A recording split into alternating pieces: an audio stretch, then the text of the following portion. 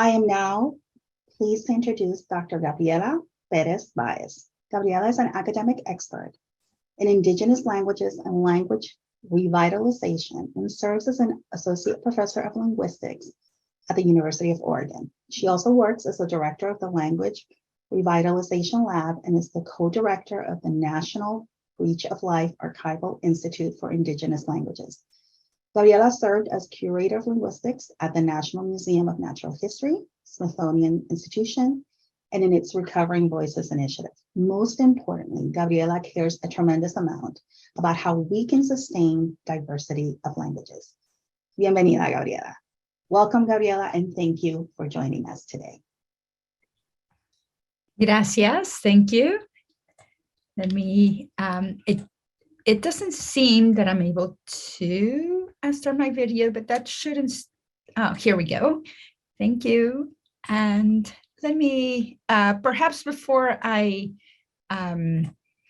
share my slides, I, want to have maybe a little bit of a face-to-face moment. I want to thank you all for the opportunity to come and present about a topic that I'm so passionate about. But more importantly, I wanted to recognize the effort of the organizers for putting together this, this event in the thoughtful way that you did. I was very impressed when I met with you all to coordinate for this presentation. And I'm grateful that someone like Sadie is part of this event. It's probably the first time that I'm not in a linguistics event where language revitalization and the topic of Indigenous languages was front and center and presented by a community member. So I'm very impressed. I can see a great deal of goodwill, honest goodwill in making sure that there's language justice through recognition of the importance of linguistic diversity. I also want to acknowledge the effort of all of the participants who sit through a few hours of Zoom presentations. I hope that what I will present today will be of use to you, but do know that it is of great value to me to know that you're all interested. It's that commitment that will make a change in the world. So thank you very much. And with that, let me share my slide, and you should be seeing one slide with the title, Understanding the Linguistic Diversity Across the Pacific Northwest.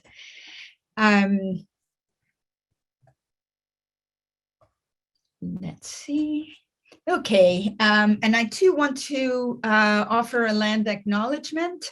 I am presenting today from Kalapuya Ilihi, the traditional homelands of the Kalapuya people, who are the first peoples of the Willamette Valley, and whose descendants are today citizens of the Confederated Tribes of Grand Ronde and the Confederated Tribes of Siletz Indians.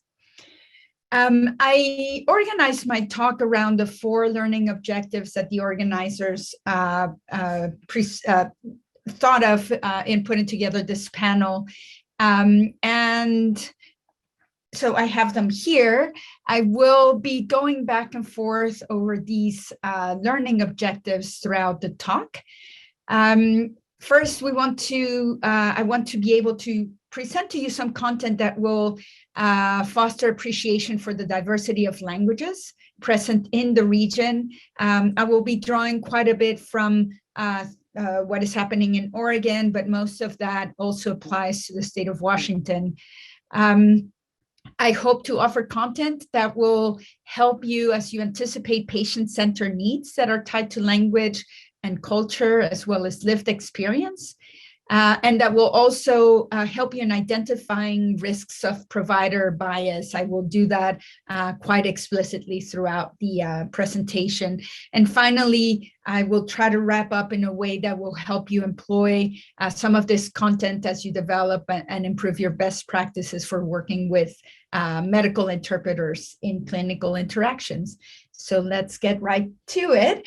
In the next few slides, I will focus on the first learning objective of related to appreciation of the diversity of languages in our region. And the first thing is, how many languages do you think there are in the world? And this is one of those activities for you to type into the chat. So I'll give you a few seconds to type into the chat. How many languages do you think there are?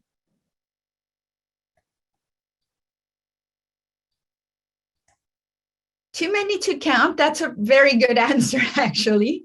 Thousands, and somewhere in there, I did see 7,000, 6,000, 7,000, 8,000. That's about the number that we know to date.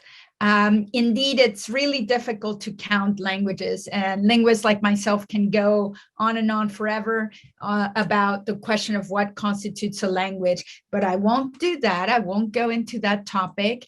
But yes, we recognize well over 7,000 languages.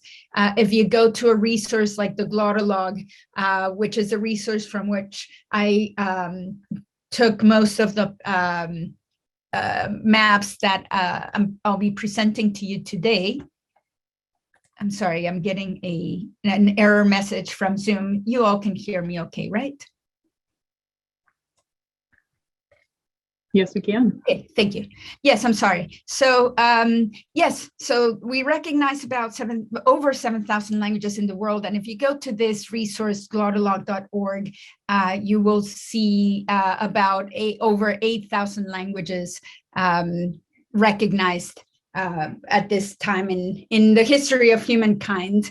Now, a question I get asked a lot is, wouldn't it be easier if we all used one language? And I would like to present to you this very provocative and uncomfortable question for you to write an answer in the chat. I'll give you half a minute to write a quick answer to it. Say yes or no and explain why.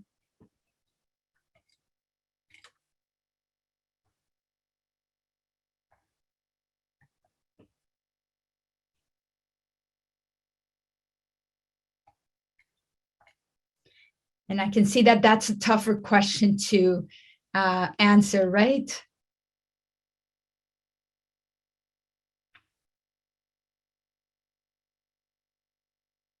I love this answer. No, what's the fun of that? And yeah, and that points to the fact that multilingualism is just part of who we are as a species, as a Homo sapiens species, as a social animal. So yes, with 7,000 languages, how can we even begin to think about just one? And a question like this, wouldn't it be easier if we all used one language, neglects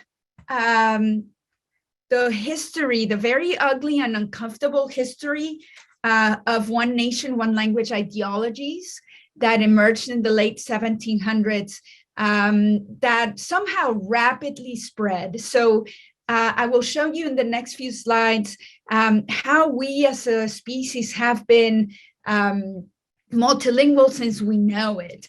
And yet in the last 250 years or so, as nation states began to emerge in Europe, these monolingual ideologies began to spread like wildfire. And for example, the Ottoman Empire, which was very large, very multilingual, and had explicit policies throughout its history of over about 500 years to manage and operate over that multilingualism, that rapidly changed in the 1920s with the creation of the Turkish Republic. So kind of overnight, in terms of the history of humankind, we went from being very monolingual to very upsetting, discriminatory, damaging, genocidal policies of one nation, one language, and top-down impositions of languages. But we've been multilingual, again, as a species, we've been multilingual since forever. So for instance, the Gilgamesh cycle is a Babylonian epic poem that had its origin in an earlier Sumerian epic, which spread to various other cultures and languages. This was 2,000 years before the current era. So this poem spread to Babylon, where it was partly translated and partly adapted into the ancient Semitic language, Akkadian, and it was also adapted and translated to other ancient Near Eastern cultures and languages. And so we see in the oldest archaeological records. Unfortunately, we don't have a lot of archaeological records that match the historical depth of our ability to use language. But of those that we have, they already date from way back when. So this we know about the Gilgamesh cycle being around 2,000 years before the current era. More recently, we see the Rosetta Stone from 196 BCE, so before the current era. And this is a fabulous artifact that shows that at a time when orthographic representation of a language requires chiseling into a stone, multilingual representation of language was so important that the people were willing to go through the lengths of chiseling the same text 3 times for the purposes of making it accessible to a number of language communities. And this went on throughout the history of humankind. We see, for instance, in the 1500s, at a time when printing was also very time-consuming, energy-demanding, and technologically difficult, that people would go the length of producing a multilingual Bible in Greek, 2 varieties of Latin, Hebrew, and Aramaic. So we have been able to handle multilingualism since forever, except that for the last 250 years, we've been told that we can't. So I want to start with this so that everything that I will present next will make sense to you as something that is natural to humankind. So let's dive right into it and talk a little bit about language use in the United States. In Oregon, based on the census of 2020, about 1 in 6 people, so 15% of the population speaks a language other than English in the home. That amounts to well over 500,000 people in Oregon alone. For Washington State, the numbers are much greater and the percentages are greater. So 20%, so about 1 in 5 people speak a language other than English in the home, and that amounts to about 1.5 million people.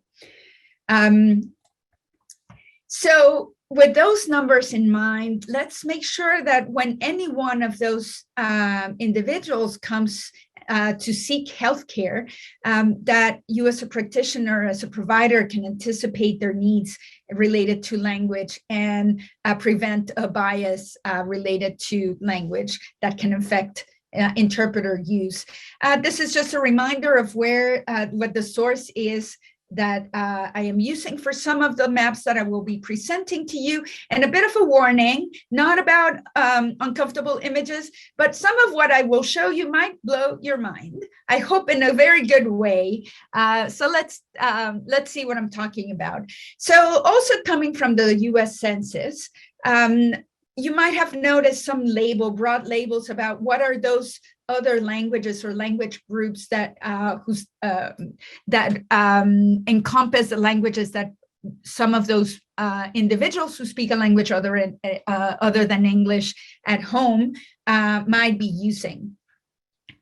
So I want to talk about how these labels can obscure diversity tremendously. So we'll delve into the issue of Spanish further into the presentation. That'll be our case study. But I want to point out, for instance, Indo-European. This concept of Indo-European encompasses, of course, English and Spanish, but over 500 other languages. Asian and Pacific Islander languages, we may have heard about Chinese, Korean, Japanese, etc. There's well over 2,000 languages. And in fact, in a place like China, not everyone speaks Chinese. There's well over 500 languages in China alone.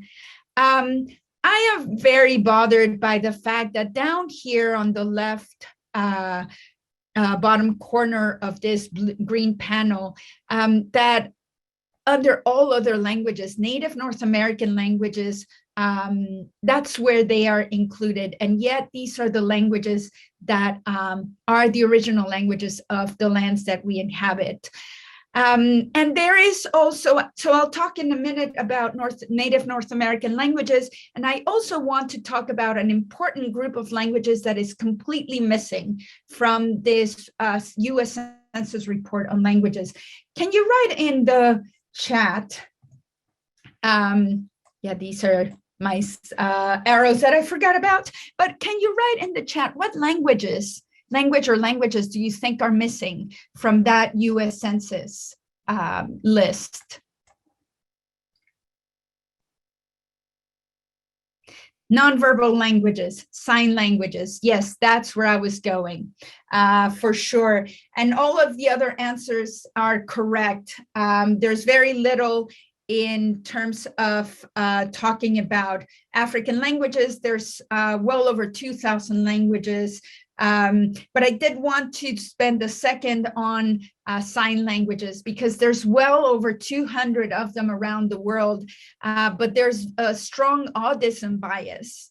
And when we talk about language, we often talk about speaking a language when we should probably be talking about using a language to be inclusive of sign languages. And here's a big bias alert. We need to remember that a sign language is not just the gestural version of a spoken language. They have their own grammar, their own syntax, their own phonology, and there is no one universal and there's no one universal sign language for all, but there's well over 200 languages. So if you ever have a patient who is a user of a sign language, who may be coming, let's say, from Japan, they might be using Japanese Sign Language, which will be entirely different from American Sign Language. Native North American languages. So we live in a particularly historically multilingual region of the world. North America has about 60 language families and several hundred languages. It is one of the more linguistically diverse parts of the world, except that is not broadly acknowledged because of all of the damage that the imposition of monolingual English practices and genocidal practices of colonization. But in the Pacific Northwest, we have dozens of languages, as you can see in the map. And as you heard earlier from Sadie, there is no one language that I know of that does not have ongoing revitalization efforts. So there are some examples here that I have firsthand knowledge of: Lushootseed in the Tacoma region, Ichishkin in Oregon and Washington, Chinook Wawa just south of the Washington-Oregon border, to mention just a few. So a big bias alert. Even if a patient who's a Native American member of a Native American community or an Alaska Native community comes to you and speaks English, they may have unique cultural considerations, and their language may be an important aspect of how they think about their health needs. So I would have loved to spend more time exploring other parts of the world. I just wanted to be mindful of the fact that I have about a half hour with you all. So I want to dive right into a case study and kind of, think critically about the fact that Spanish is isolated in that census list. And because Spanish is spoken in a couple dozen countries where the language has been imposed on indigenous peoples.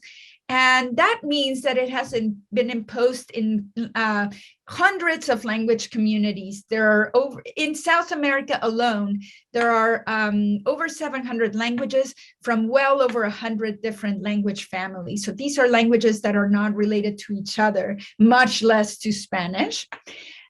In Mexico, Central America, and the Caribbean, there's well over 300 languages. And I'm going to start now diving deeper into this case study. So let me start with a quick bias alert. Not everyone from Latin America speaks Spanish or Portuguese. We do need to be very mindful of the fact that someone like myself, for instance, Kayla, have come to the United States with Spanish as our mother tongues, but we need to make sure that other people whose mother tongue is different and who might be an indigenous language is not assumed to be a speaker of Spanish or, Portuguese or some of the other European colonial languages.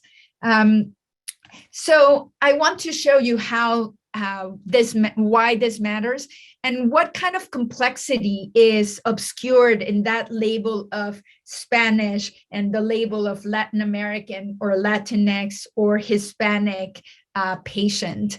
So I want to talk to you about Mesoamerica. This is a region that encompasses most of Guatemala, or Guatemala broadly, Belize, and the southern half of what is currently known as Mexico. This is a region of shared cultural and linguistic traits and tremendous diversity. And there are a few hundred distinct languages in this region alone, the number of which we don't have an agreement on. So it's a really diverse, rich, densely diverse region of the world. The forestry industries in the Pacific Northwest, the agricultural industries, the food packing industries are powered by workers from Guatemala and Mexico, many of whom are speakers of indigenous Mesoamerican languages. And I've come to this particular topic from my participation early in the pandemic on a study that was run in California, Oregon, and Washington to try to elucidate on the impact of the COVID-19 pandemic on the well-being of farm workers. We wanted to know whether COVID, and you'll see these QR codes. This will take you to the website of the study where you can find the reports, open access, downloadable, where you can read more about the findings of the studies. We wanted to know whether COVID-related information was being disseminated adequately in language-appropriate versions, which meant not only written, but also oral versions. We wanted to understand whether the interviewees we worked with what languages they used at home, whether they received information in a timely manner, and whether the fact that this disclaimer, they did not get the information in a timely manner. And for the most part, the information was circulated in Spanish and English and very often in a written format. So we wanted to find out whether this hampered or put at a greater disadvantage the farm workers who were of indigenous origin. I want to focus, again, I do invite you to look at the report. It's a very rich report, over 40 pages of findings, but I want to focus on the diversity of this group of farm workers. In Oregon alone, we interviewed 300 farm workers, and of those 300, quote unquote, Hispanic or Latino farm workers who came from countries like Mexico and Guatemala, which are thought of as Latin America and are thought of in relation to Spanish as a dominant language. They, among these 300 farm workers, 58 were speakers of an indigenous Mesoamerican language.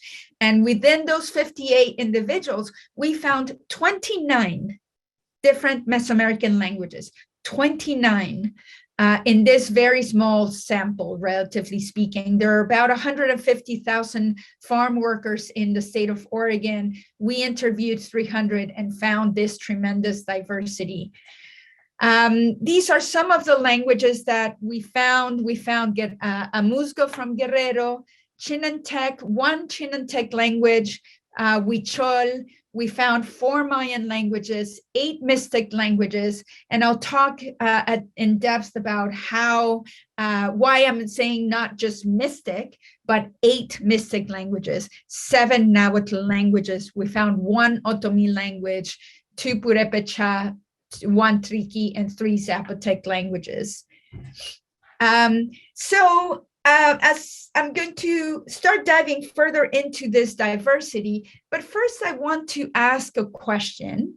Are Mesoamerican indigenous languages just, quote unquote, just dialects of Spanish? And I'm seeing immediate no's, perfect. You're all ahead of the game in your understanding, and I thank you for that. And indeed, Mesoamerica, and I should clarify, Mesoamerica is an academic term. I find it useful and I like to use it because it allows me to move away from the Mexico, Guatemala, Belize kind of state post-colonial terms. But we should know that this Mesoamerica is not a term that an indigenous person is necessarily going to use in talking about where they come from. But it's useful, again, in an academic context. So Mesoamerica is what, yes, part of Latin America, but the populations, the peoples, indigenous peoples of Mesoamerica can be traced back to as late as 600 before the current era, and maybe even as early as 1200 before the current era.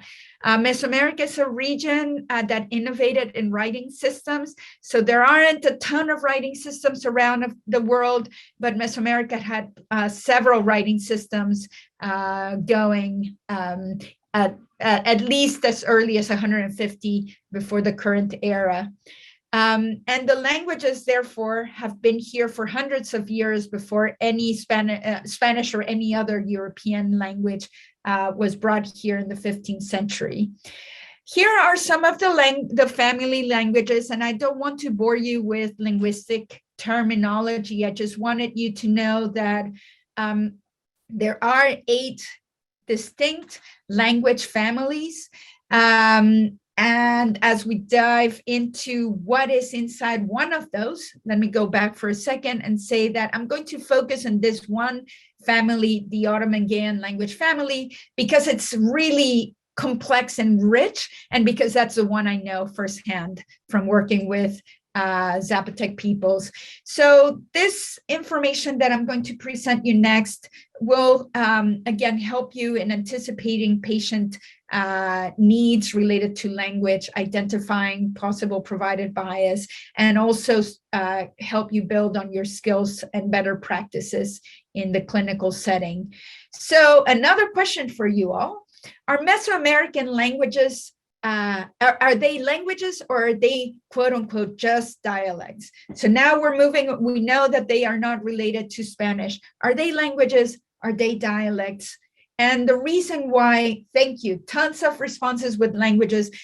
Dialect is a term that we used as a technical term in linguistics. However, in many parts of Latin America, the word dialect is used in a very pejorative way to say that the language that someone uses is not a full-fledged language. So our response is all Mesoamerican languages are distinct languages. They should all be referred to as such. So thank you to all of you who gave us that response. Now, one question is, a label given to a language does not necessarily refer to a distinct language, and that is the topic that I will focus on over the next few slides. Let's take this notion of Mayan languages. You might have heard someone say, "Oh, this patient speaks Mayan." And I want to point out that the term Mayan actually refers to over 30 distinct Mayan languages with individual names such as Mam and Canjobal and Quiche. and Chuj, and so on.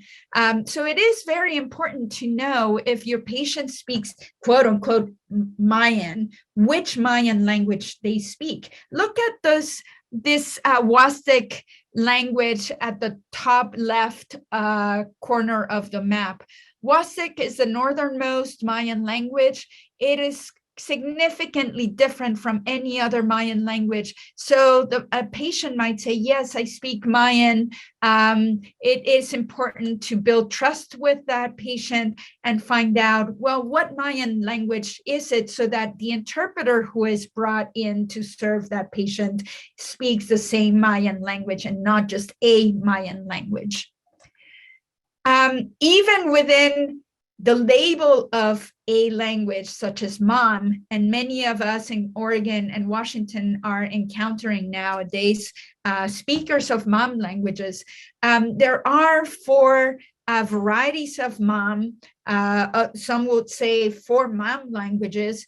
And it's important to know that even if they can be referred to with the same label MOM, the regions have varieties of this language that are mutually unintelligible. So someone from Cuchumatan may or may not understand speakers of MOM from other regions. So here are some towns. And the reason why towns are useful is because someone might say, yes, I speak MOM, and I come from Huehuetenango. So then you can reach out to and find an interpreter who speaks MOM from Huehuetenango and not from, let's say, Comitancillo. Now I want to talk about Oromanguean languages, and I'm giving you here a very elaborate diagram of the Oromanguean language family. When I think about it, I think about the complexity of the Indo-European language family with, German and Swedish and Italian and not Finnish, but Norwegian, etc., Icelandic. All of these languages are in the same family, as well as Hindi and many other Indic languages. Oromanguean does not have the same geographic extension, but it has a very comparable complexity. Out of these, within this family, you can see all of these names: Oromi, Masawa, Matlatzinca.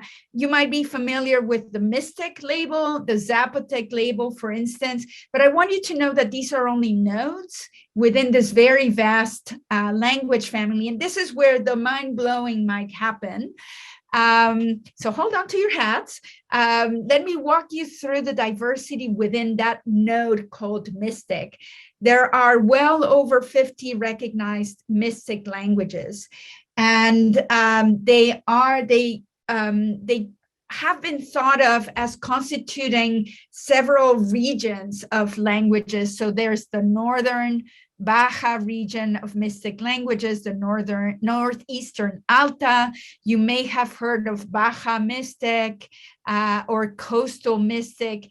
It is very important to know what region of the Mixtec languages someone might come from, and you can use town names for that, but more specifically within that region, whether they come from a particular town, because sometimes neighboring towns, and you can see in this coast at the bottom of this black and white diagram, within the coastal Mixtec region, there are sub-regions where within those, the people living in those towns might understand each other, but once they go to the next other region, people might not be able to understand someone. And if you're with a patient, let's say, from Santa Rosa de Lima, which is in the coastal region, and you provide them with a speaker of Mixtec from Silacayuapan, which is in a different region, it's like providing a Spanish speaker and interpreter who speaks French. That's the vast difference that there can be in those languages. And in the few minutes, I'm a little bit past my time, but I do want to walk you through some of these differences, but with Zapotec languages. So another node is Zapotec. Again, well over 50 languages. We don't know for sure. And I want to show you data, language examples from two communities that I've been working with for close to 20 years. The San Lucas Chiaviní Zapotec community is in the central valleys of Oaxaca in this region. And if you take the bus and go, down the highway for 5 hours, you reach Juchitán. That's a very different Zapotec community. The two languages are very closely related. It's like Spanish and Italian, but the speakers cannot understand each other. So for a common word like water, if you're from San Lucas, you would say yes, yes. Whereas if you're from the Isthmus in Dijasa, you would say nisa. For rain, nisya. For rain in Dijasa, nisagie. Tortilla, get. Tortilla in Dijasa, getta. So the words are very similar, but in fast speech, these two languages that are closely related to each other, the speakers would not understand each other at all. And just another example, here is a very complex chart of pronouns from 3 Zapotec languages, including San Lucas Chiaviní, but also 2 other towns, San Juan de la Villa and San Pablo Huilao, that are about a 30-minute drive from San Lucas. And you can see that in San Lucas, for instance, you have pronouns that are meant to show a lot of respect and reverence. There are also these proximate distals pronouns, for instance, that allow a speaker to talk about someone who you can see versus someone who you cannot see. But in the other 2 communities, that distinction is not made, but a distinction that is made is talking about how trustworthy or how close you are to a particular person through whatever pronoun they might use. So this is like, I don't know, if you know the geography of Oregon, I'm in Eugene, the next town over is Springfield. It's as if people in Springfield use different pronouns than people in Eugene. So with that, I want to wrap up. I'll take another minute to wrap up and center on this objective of anticipating patient-centered needs. I realize that thinking about having to address 7,000 languages that could potentially come through your door can be overwhelming, but just remember, at least half of the world's population uses 2 languages. Our human brains are wired to process multiple languages. And as I showed you at the beginning, we are historically well positioned. We have a lot of practice in managing through this linguistic diversity. So let's embrace that natural capacity that we have to be multilingual. There are many resources out there because you cannot be expected to know everything about all languages. The Glottolog is a resource that is made by nerds for nerds. Linguists can we're not the best at making content accessible, but it can help you get acquainted with languages. One activity that you might want to do after this event is take a look at the language guides of your interpretation services vendor and maybe find them in this Glottolog and see where they're from. Many of you mentioned African languages. There are many African languages listed in those guides. Maybe familiarize yourself with them and reach out to advocacy groups. There are 4 here. Cielo and MyCop at the bottom are in California. Pecuna and Pueblo Unido are both in Oregon. And I'm here to answer any questions now and in the future. Here's my email. And our lab will be very happy to provide any assistance that's within our capacity. So with that, Shtios and Yuad in San Lucas Chiaviní Zapotec, Shkiche Pelatu in Isthmus Zapotec. Gracias and thank you. No, muchas gracias, Gabriela. De nada, de nada. Start to our day today. So thank you so much for that. We started to have some questions come in. So the first one we wanted to broach to you was, are there innovative approaches on the horizon, such as apps Any cautions for us? I think there's a lot of developments in terms of using machine learning, natural language processing, artificial intelligence for trying to navigate across languages. And so we'll see great advances in the next few years. The big word of caution would be to not assume that a language label that is given actually matches the language of a particular person. So for instance, a few years back, there was a version of Firefox Mozilla localized to a Zapotec language, but it was presented as being Zapotec. So which of the 50 plus Zapotec languages are we talking about? And it happened to be a language from the Southern Sierra region, which would not have helped someone from San Lucas Chiavini, for instance. So I think that's what I would give as a word of caution. Great. Another question we have. How can we do more than just ensure language access? How can we be a part of revitalization efforts? Oh, fabulous. Fabulous. Well, in my view, anyone who promotes the acceptance of multilingualism and who will honor the way you all did by including Sadie and her words in Lemmy, that is a huge part of contributing to language revitalization. I ran a survey a few years back that I try to make as global as possible, where we received 245 responses from around the world reporting on language revitalization efforts. One of the questions we asked in this survey was, what has helped your efforts the most and what needs do you have? And the answer in both questions, the answer with highest frequency was the concept of support.